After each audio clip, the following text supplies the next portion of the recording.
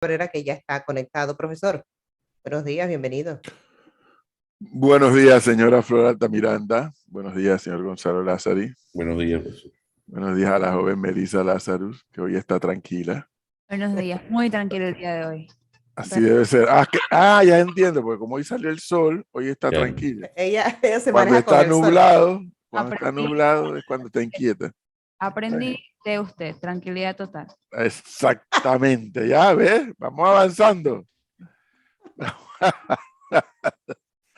Vamos avanzando. 6:37 y como acaba de decir Flor, hoy tenemos una entrevista a esta hora porque está en Panamá alguien con quien ya hemos conversado con anterioridad y es el buen amigo Gabriel Ventasgal, quien es periodista, publicista, educador, y es una persona que nació en Argentina, si mal no recuerdo, pero que hoy por hoy vive en Israel. Gabriel, buenos días, bienvenido. El micrófono. ¿Cómo le va? Ahora sí, excelente, gusto en verte. Se lo ve mejor que antes de la pandemia. Bueno, eso es probable. Me están ayudando, profe. Eso es altamente probable. A lo mejor algunos de ustedes recordarán estas conversaciones que hemos tenido en el pasado con Gabriel Ventasgal, porque en ocasiones pasa por Panamá y creo que de hecho hoy va a tener un conversatorio también, y tiene conversatorios y actualiza la información de Israel, la información de Medio Oriente, etcétera. Pero Gabriel, quisiera iniciar esta conversación. ¿Qué ha pasado que Israel en esta crisis Rusia-Ucrania ha tenido una actitud diferente que con crisis anteriores? ¿Es el actor de la crisis que es Rusia o es que ha cambiado el primer ministro que ya no es Netanyahu? ¿Qué es lo que ha pasado? La verdad es que no han cambiado demasiado entre el primer ministro actual, Naftali Bennett, y el anterior. El dilema que tiene el país es el siguiente. En la actualidad, el principal enemigo de Israel es Irán. Irán está haciendo varias cosas que llaman la atención en el Medio Oriente, como por ejemplo amenazar con desarrollar armas nucleares. Y su base militar más importante la está colocando en Siria, para desarrollar ahí misiles y ayudar también a Hezbollah, que está en el lado libanés. Entonces, cada tanto tú vas a ver que la aviación israelí ataca en suelo sirio a Irán. Ahora, ¿quién domina de facto el país de Siria? Quien domina de facto es Rusia. Entonces, el dilema es el siguiente. Por un lado, la población del país de Israel apoya claramente a Ucrania. El gobierno declara que está de acuerdo con que Rusia es el agresor. Por otro lado, Ucrania le pide a Israel, le pide cosas muy concretas que necesitan, que no se lo puede dar nadie en el mundo. Por ejemplo, sistemas antimisiles o drones suicidas. Le piden cosas que Israel no le puede dar, porque si se las da, se va a enfrentar a Rusia. ¿Y qué va a hacer Rusia a cambio? Va a limitar la acción libre que está haciendo Israel sobre suelo sirio. Entonces, ese es el dilema que tiene el país. ¿Cómo quedar bien con los dos? Pero eso es un análisis, Gabriel, por parte del gobierno israelí muy particular, ¿no? Porque por lo que estamos viendo de Rusia no hay ninguna garantía que Rusia no le dé la vuelta a Israel más adelante.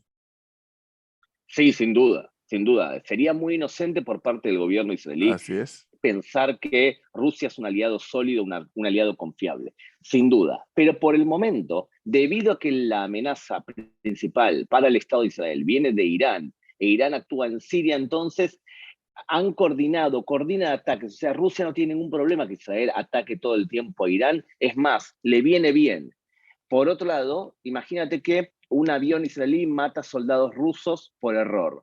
Eso crea una crisis tal que es mejor que los dos países coordinen. Por eso, esta dualidad. Mira, por un lado Israel le envía un hospital de campaña a Ucrania, por otro lado le ofrecen todo tipo de ayuda, por ejemplo, chalecos antibalas y todo tipo de equipo importante. Por otro lado, la exigencia de Ucrania es muy grande, le pide a Israel que le dé armas que nadie tiene. Pero hay un punto, que mencionas, Gabriel, es esa dualidad que tiene Israel, porque también se puede venir un enfrentamiento no bélico, sino político con los Estados Unidos. Estados Unidos está a puertas de firmar un acuerdo nuclear con Irán. Se había paralizado, se había parado sobre todo semana después del anuncio de la invasión de Rusia a Ucrania, pero las conversaciones vuelven a surgir. A ver, la consulta sería, Gabriel, es una bofetada para las relaciones entre Estados Unidos e Israel que el gobierno de Biden retome el acuerdo nuclear que se firmó con Barack Obama, incluso dicen algunos que mejorado. Mira, sin duda lo que estás viendo es que aquella persona que diga que Israel y Estados Unidos siempre van juntos y siempre son aliados, está demostrando que en este caso no es así.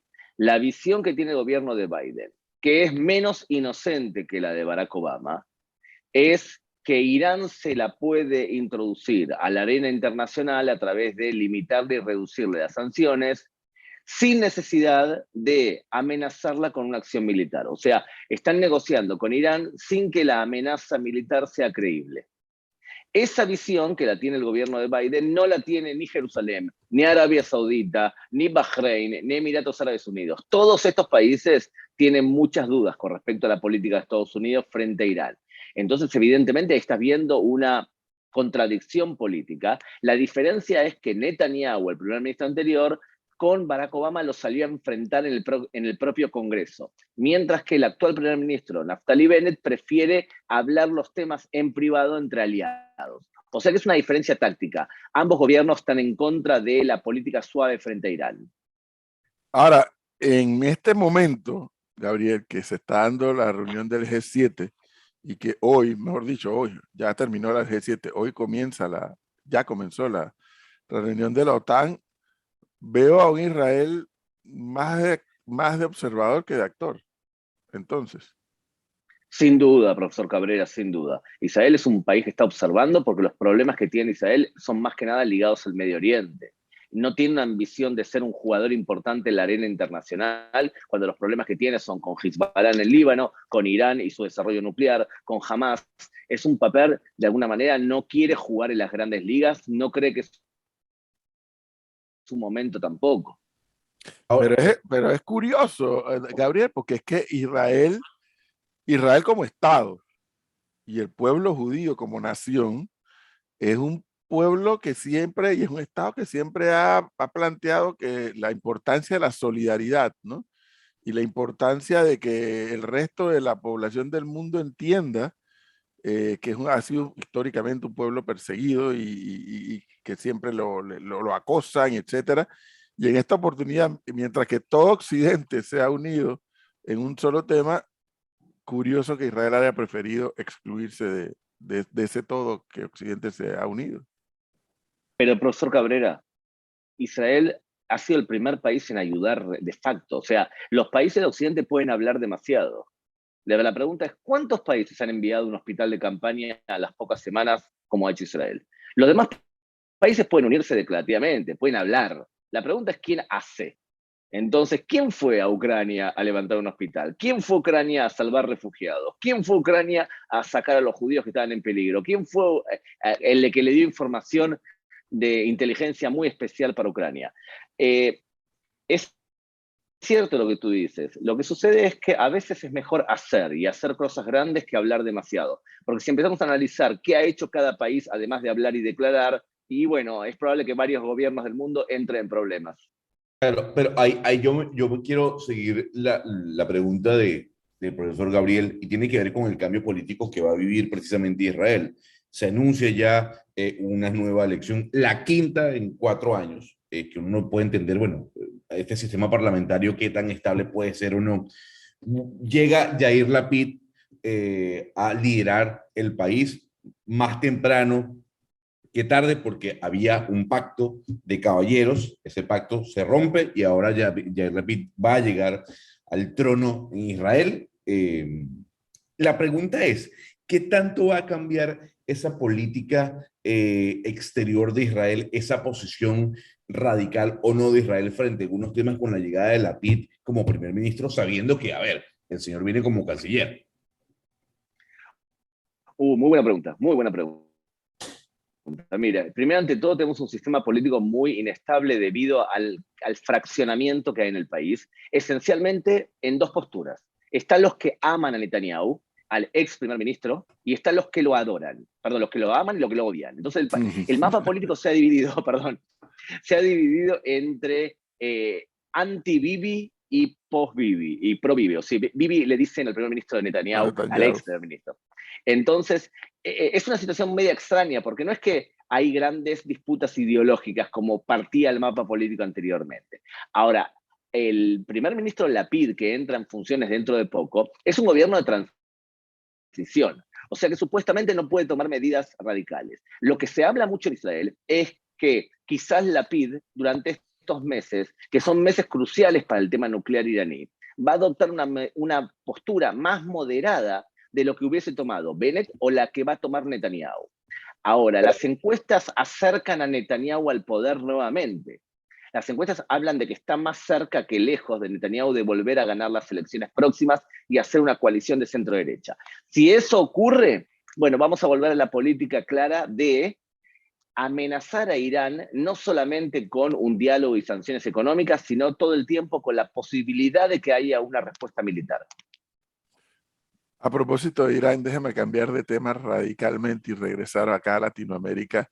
Gabriel, en estos días, la semana pasada, y todavía hasta hace 2 o 3 días, veía en uno de los informativos argentinos, un programa de entrevistas en la noche, y un avión iraní que llegó a Argentina y que tiene algo que ver con Venezuela, y hay toda una polémica y todo un tinglado de quién es el avión, qué traía el avión, la gente que venía adentro. ¿Qué hay de toda esta historia? Profesor Cabrera, ¿hasta qué punto quiere usted ahuyentar y meterle miedo, temor a la audiencia de su radio? Ay, Depende. Pero lo que queremos es la información y como asumo que la debes tener. Sí, además estaba en Argentina en ese momento también, y hablé muy de cerca también con las autoridades ligadas al caso.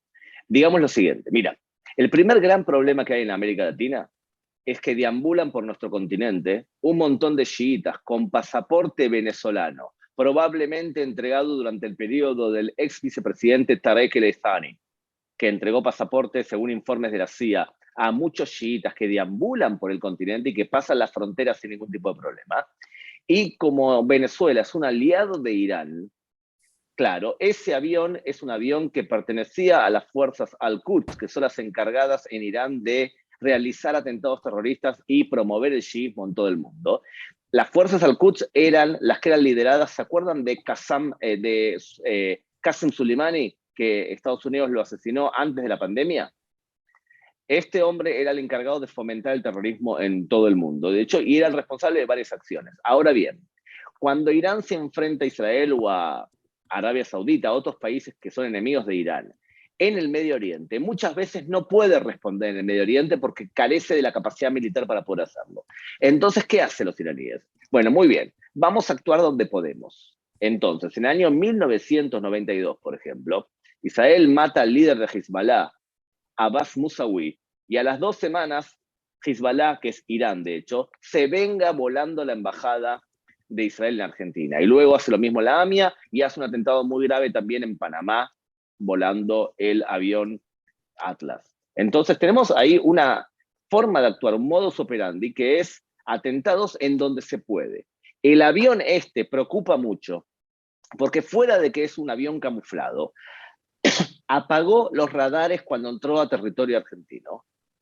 Y sabemos con ciencia cierta que hay no solamente iraníes deambulando por el continente, sino que detuvieron a uno en Entre Ríos, en Argentina, que no hablaba una palabra de español y tenía pasaporte venezolano. Entonces, sabemos que las acciones de Irán en América Latina se pueden, de alguna manera, reducir a 3 tipos de patrones. El primero, realizar atentados, o sea que puede ser que estén ligados a algún tipo de planificación o acción bélica. Segundo, están lavando dinero de narcos, a tal punto que se lo está investigando, incluso fiscales pusieron su vida en peligro de forma grave cuando los investigan, porque de 1.200 millones de dólares que necesita Hezbollah para poder vivir en el Líbano, 400 están viniendo de lavado de narcos. Y tercero, han metido al mercado una droga muy problemática, sintética, que se llama la droga yihadista, que lo tomaban los yihadistas para poder combatir, que se llama Captagon.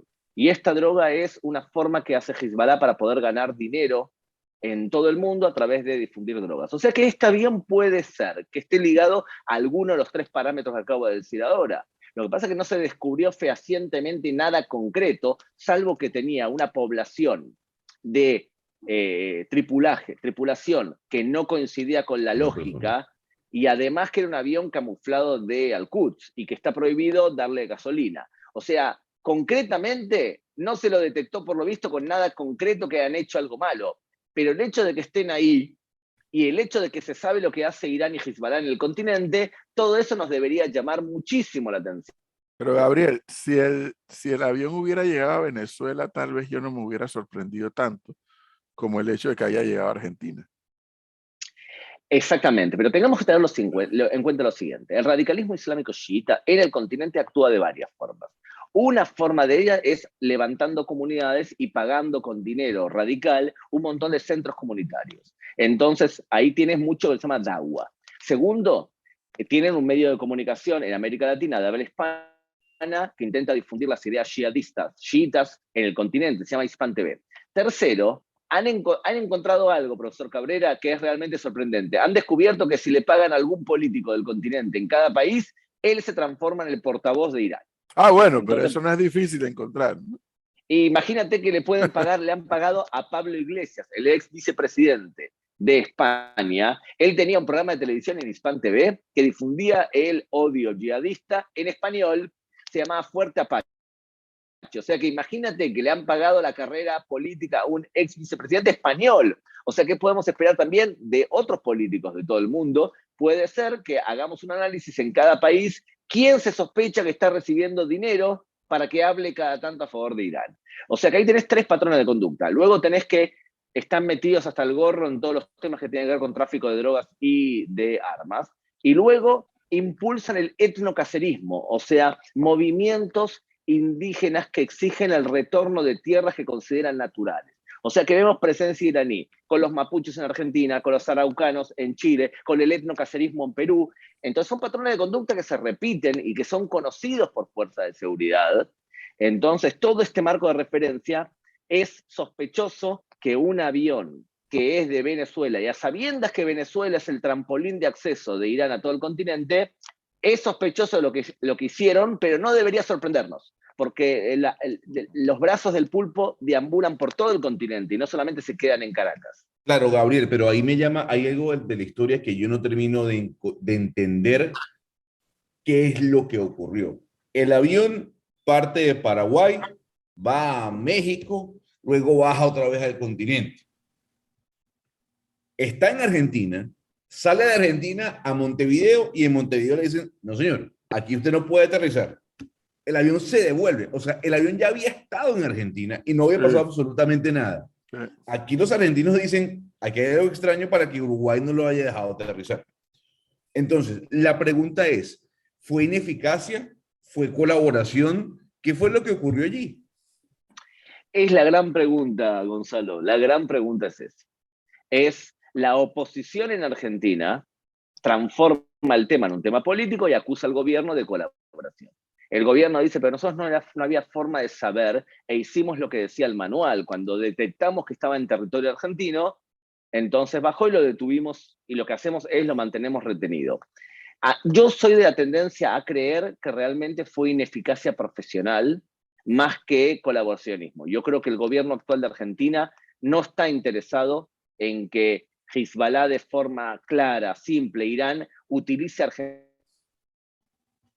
nuevamente como un lugar para hacer atentados terroristas, porque el daño que le hace al buen nombre al país es muy grande. Pero quizás es una visión un poco optimista o inocente de mi parte. Hay muchas personas que van a escuchar este noticiero y van a decir, pero yo conozco lo que pasa en Argentina y yo creo que el gobierno actual de Fernández sí colaboraba con Irán. Yo tiendo a pensar en este caso puntual que fue más que nada ineficacia o hicieron lo que pudieron cuando conocieron la noticia. Tengan en cuenta, queridos amigos, es difícil un territorio tan grande como Argentina, de 2 millones de kilómetros cuadrados, poder realmente transformar el país en un país impermeable. Son países muy permeables donde es muy fácil entrar.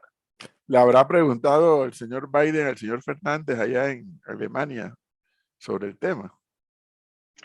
La verdad es que el señor Fernández, cuando se reunió con Biden, le mostró una foto de su hija. O sea, que fue el noticiero en América Latina de cómo le mostraba las fotos de su hija nueva, que es una hija muy jovencita. Entonces, imagínate que ese fue el tema central que dicen los medios argentinos que fue el diálogo entre ambos presidentes.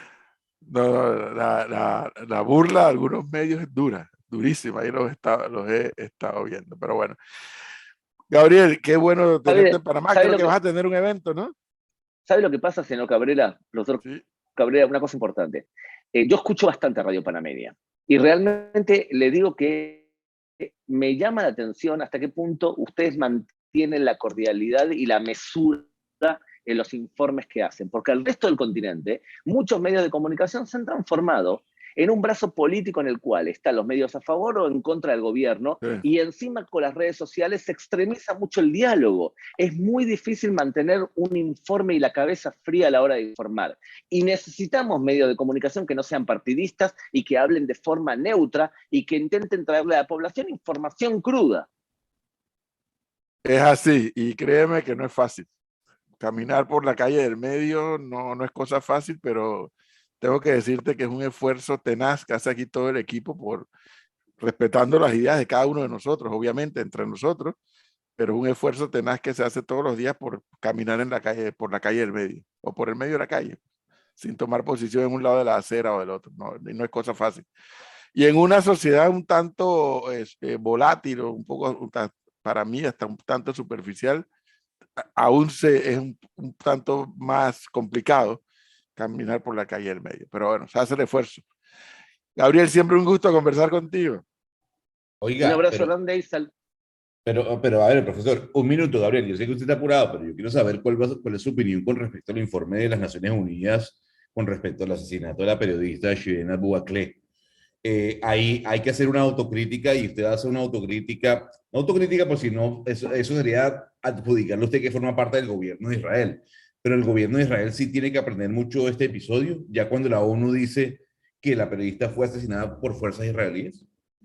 Yo no creo que un gobierno israelí tenga que escuchar siempre lo que dice la ONU, porque la ONU ha demostrado, lamentablemente, ser una organización que es simplemente inmoral, en donde tienes la mayoría de países que son países no democráticos que forman en forma automática y que promueven el antisemitismo. La ONU se ha transformado en un lugar en donde el antisemitismo reina y es forma del diálogo. ¿Y por qué te digo esto?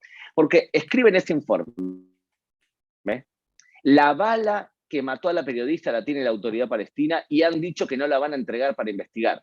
O sea que, desde el punto de vista técnico, no se sabe la bala de quién era. Pero la ONU se apresura, y no fue la ONU, fue el Consejo de Derechos Humanos de la ONU, que tiene un historial de entregar los premios Gaddafi a los derechos humanos.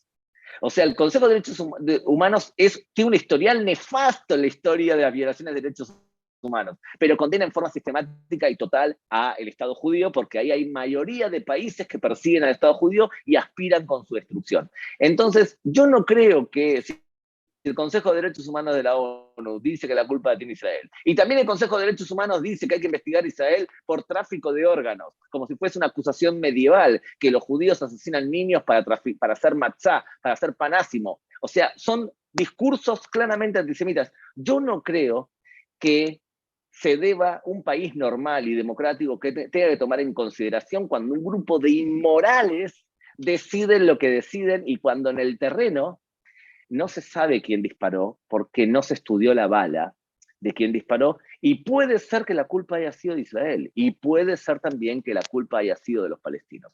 Pero fíjate lo siguiente, ¿tú te acuerdas cuando empezó la intifada, la ola de violencia en el año 2000? Bueno, las imágenes que recorrían por el mundo eran de un niño protegido por su padre, que murió, y eso encendió mucho la mecha de la violencia. Se llama Muhammad Adura. Inmediatamente la autoridad palestina y el mundo acusó a Israel de haber matado a Muhammad Adura. Hoy en día casi ningún especialista técnico dice que lo mató Israel, está clarísimo que lo mató a los palestinos. Ahora, ¿alguien se enteró de que los estudios técnicos dicen que es mentira que lo mató Israel? Nadie, porque las investigaciones fueron contundentes años después. Yo tomaría con pinzas lo que dice una organización que primero odia y después busca el justificativo para poder decir por qué odia. No creo que el Estado de Israel tenga que actuar de acuerdo a lo que diga el Consejo de Derechos Humanos de la ONU. Bueno, y ahora sí, porque Gabriel tiene un compromiso ahora, bueno, tiene más de uno. Yo te tengo que agradecer a la Comisión Antidifamatoria de la B'nai B'rith Panamá, quien hizo la gestión para que Gabriel estuviera acá con nosotros incluso, y que está aquí en Panamá con sus conferencias que siempre son interesantes de escuchar. Gabriel, muchísimas gracias. Qué gusto volverte a escuchar y a ver. Un abrazo.